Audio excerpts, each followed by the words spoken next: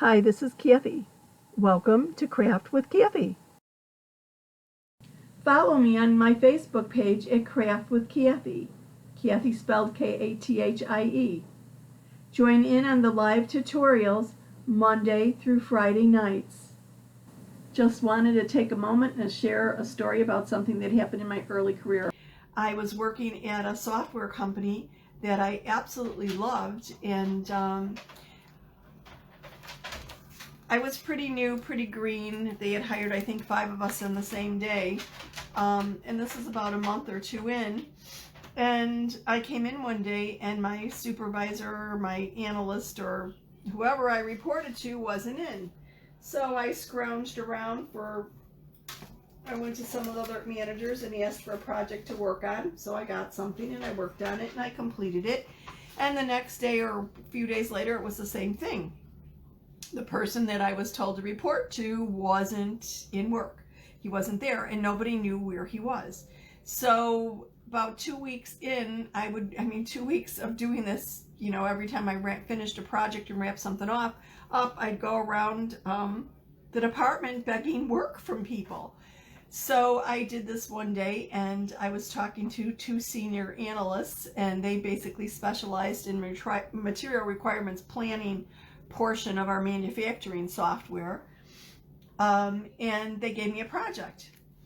And I went back to my desk, read through everything, decided, okay, this is going to be involved, this is good, something I could sink my teeth into. However, I was a little put off by it. It was a little daunting. So I went back, asked a couple questions. Okay, I understood everything, and then I came back and I sat down and I'm thinking where to start with this. It was really involved. It was kind of like playing 3-dimensional chess, and I didn't know if I had the capability to do it. And I truly was in panic mode because I was afraid that if I couldn't do it, I might be out the door.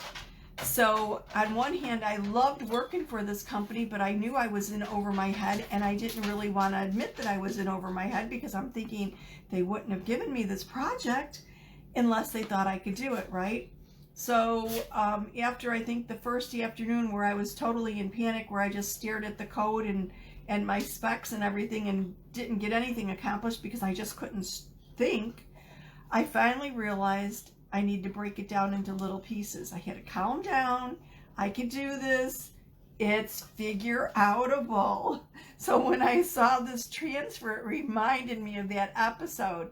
And that's what I did. I broke things down into the tiniest pieces I could possibly do, and then went through it step by step. And when I was done with it and turned it in, I had these 2 funny looks from the systems analysts, like, you can't be done with it. This is a joke, right?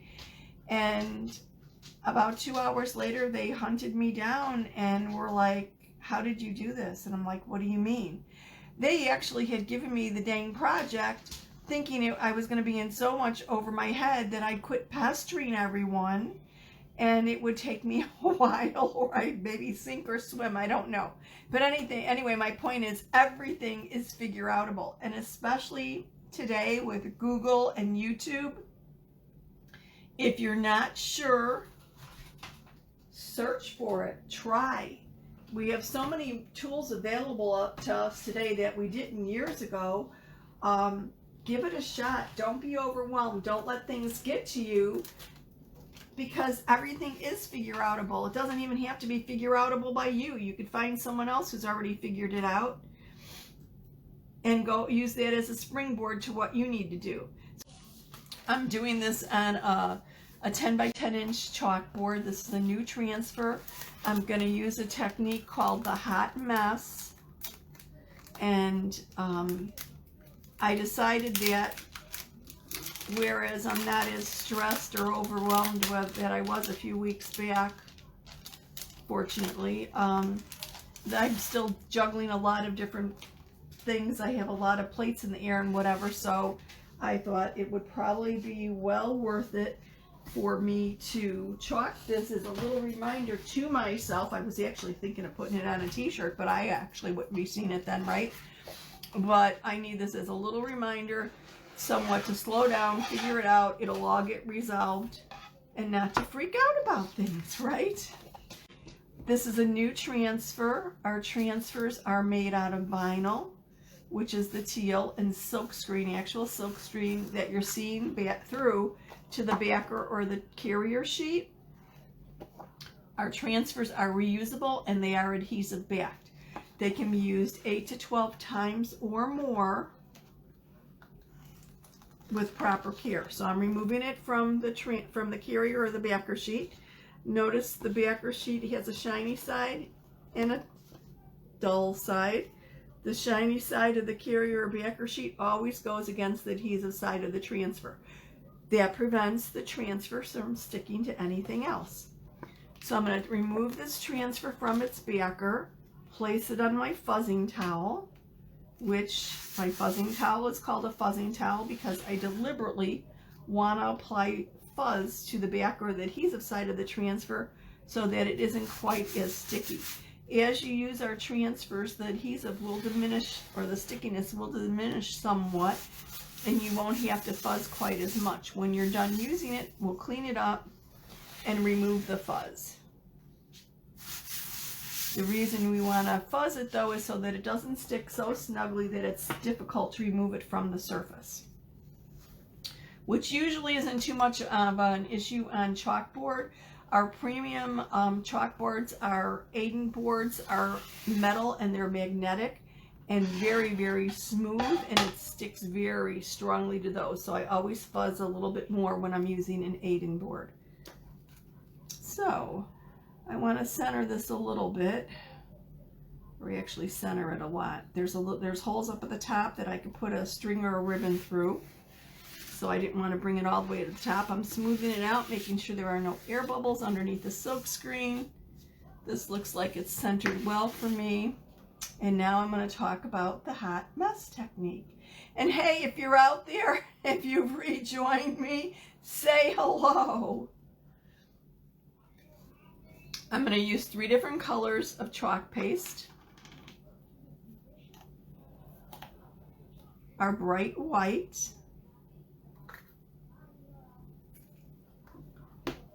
our melon shimmer. It's got a little bit of sparkle to it, not quite like glitter, but there's none of the mess of glitter. Our chalk paste goes on liquid and dries hard to a nice matte finish. And I'm going to use shimmer gold. I think these colors will go nicely together. Ooh, and I just got some crumbles from one of my lids on my board. Let me wipe that off. Okay, don't want any crumbly paste in my silk screen. So I'm going to use a stir stick to apply paste or blobs of paste to my transfer in different areas. Just kind of randomly placing my paste of my shimmer melon.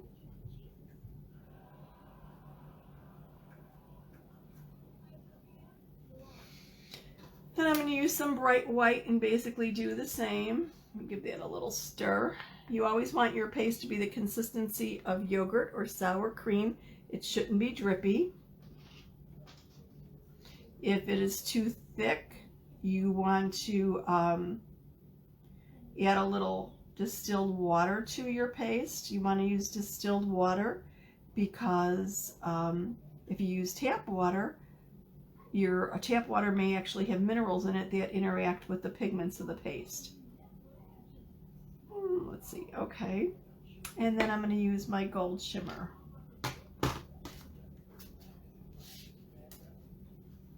If you inadvertently put too much water in your paste, too much distilled water, just leave the lid off and let it evaporate. It'll thicken up as it evaporates.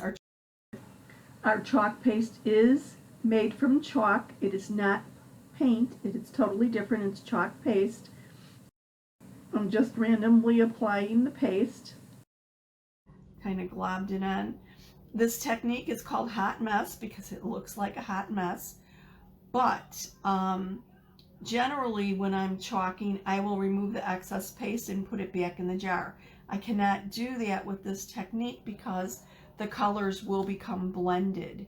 So I can't really, I could put them in a separate little jar and save the blended colors, but I can't wipe it off and normally put the excess back into the container like I normally would. Let me just get that out of there. Okay, so I'm going to moisten my fingers with a little bit of water, and then I'm actually, need a little bit more melon over here. I'm going to blend my colors with my fingers a little bit.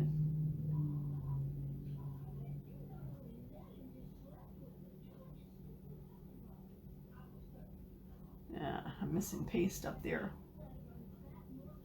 So I'll get a little bit of blending, but I'll get areas where the paste is still one color.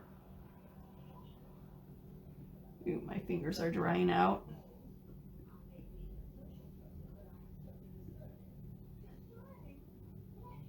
Looks like a hot mess, doesn't it? Hence the name. Okay, now I'm going to smooth this through all the silk screen with my squeegee. Let me clean off my fingers first, and then wipe it off, and we'll look at the results. Just what I need baby wipes here for, is to clean off my fingers. Our chalk paste is water soluble, so it makes cleanup easy. Our paste goes on liquid, but will dry to a hard matte finish. So I'm just going to push this paste, the multicolored paste, through the silk screen using my little squeegee at a 90-degree angle. I'm going to clean off any of the excess paste, and obviously I can't store that, so I'm going to just wipe it off and put it on probably a baby wipe or a paper towel. So I'm just smoothing it through, making sure everything's covered well.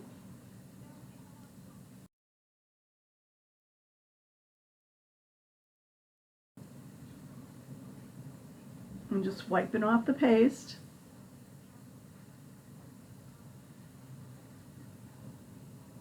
It's much easier for me to work where I bring the squeegee towards me. I could actually see what's going on a little bit. And I do have a lot of excess paste on here because of the blending of the colors, but that's fine. So I'm just working it through and removing the excess.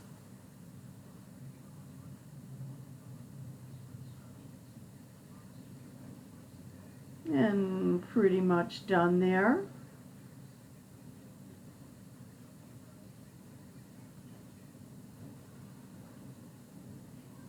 So now it's time for the peel and reveal. You always want to lift your transfer from the top to the bottom, the left or the right. You never want to tug or pull on it diagonally, because that could actually stretch the transfer. Think of our transfers as being like a fabric.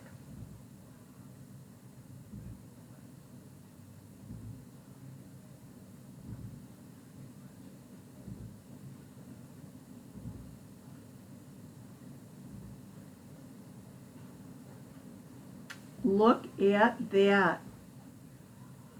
Not a lot of the melon. It looks more of like the gold and the white, but look at how clear and crisp that lettering is. So simple, so quick, and such a great saying, right? It doesn't look like my melon actually showed up too much on this. It might just be the lighting. It looks like I'm catching more of the gold and the white, but I still like it. I could see a little bit melon here and a little bit over there. But everything is figureoutable. I really appreciate you watching, and I hope if you have any questions, just drop them in the comments. I'm not seeing anything come up in comments, but it seems like that's been rather common with Facebook lately. It's when I finish the live is when my comments pop up. So I'm sorry if I've missed anything, but do go ahead and if you have any questions or whatever, please drop them in the comments. And if you're interested in accessing that bundle with the whole heart, transfer, please comment VIP, and I will send you the link for my VIP group. Thank you so much for watching. Have a bright, sunny day. See you soon.